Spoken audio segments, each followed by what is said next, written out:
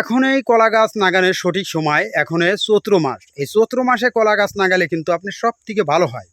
কারণ বর্ষাকালে কলা গাছ থেকে চারা উঠানো একটা ঝামেলা, আর কলা লাগানো একটা ঝামেলা।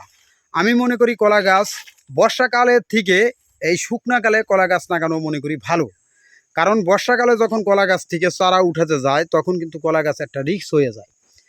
একটা জিনিস মনে করবেন, কলা যখন চাষ করবেন উঁচু জমিন ছাড়া কলা ডাবা বা নিচু জমিনে কখনো কলা চাষ করবেন না। আর যে জমিনে পানি বেজে থাকে ওই জায়গায় কলা চাষ করা যায় না। তাই যারা কলা চাষ করার জন্য চারা নিতে চান তারা আমাদের কাছ থেকে বিভিন্ন জাতের কলা গাছের চারা নিতে পারবেন। আমাদের কাছ থেকে দেশি রুম্বি কলা গাছের চারা নিতে পারবেন, যেটাকে বাংলা কলা বলে বা বাইসা কলা বলে বা কবরি কলা বলে বা রুম্বি কলা বলে, এক এক জেলায় এক এক নামে পরিচিত। বা এছাড়া আমাদের কাছ থেকে নিতে পারবেন দেশি সবরি কলা গাছের চারা, যেটাকে অনুপম কলা গাছের চারা বলে। আবার আমাদের দেশে এটাকে দেশি সবরি কলা বলে, বা অন্যান্য জেলায় ওই কলাটাকেই ওই কলা গাছটাকেই আবার অনুপম কলা বলে। তাই এক এক জেলায় এক এক নামে আর কি এক এক পরিচিত আর কি।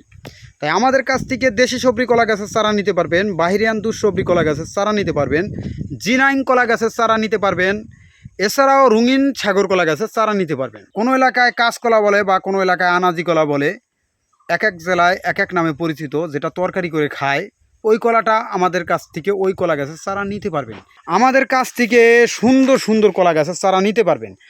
আলহামদুলিল্লাহ বড় সাইজের ছোটো সাইজের সম্পূর্ণ সাইজের চারা আমাদের কাছ থেকে নিতে পারবেন। আমাদের কাছ থেকে যারা কলা গাছের চারা নিতে চান বড় সাইজের বা ছোটো সাইজের যে কোনো সাইজের কলা গাছের চারা নিতে পারবেন। সবসময় উঁচা জমিনে কলা চাষ করলে ভালো হবে। আর আমাদের কাছ থেকে বিপুল পরিমাণ কলা গাছের চারা যে কোনো জাতের নিতে পারবেন। দেখেন কত সুন্দর কলার সাইজ, এখন তুই বাতি হয় নাই পুরোপুরি ফুল কলার লাগে। তারপরে কলার সাইজগুলো দেখেন কত বড়। এটাকে আমাদের দেশে রুম্বি কলা বলে বা কবরি কলা নামেও পরিচিত। এটাকে আবার অন্যান্য এলাকায় এই কলাটাকে বাংলা কলা বলে বা বাইসা কলা নামে পরিচিত। এটা এক এক জেলায় এক এক নামে পরিচিত।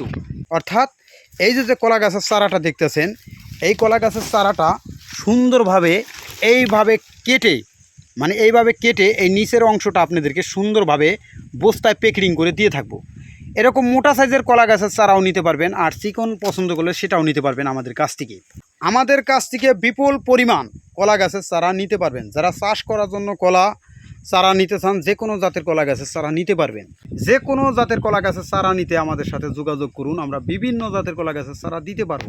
আজকের ভিডিও এ পর্যন্তই। ভালো থাকবেন, সুস্থ থাকবেন। আসসালামু আলাইকুম।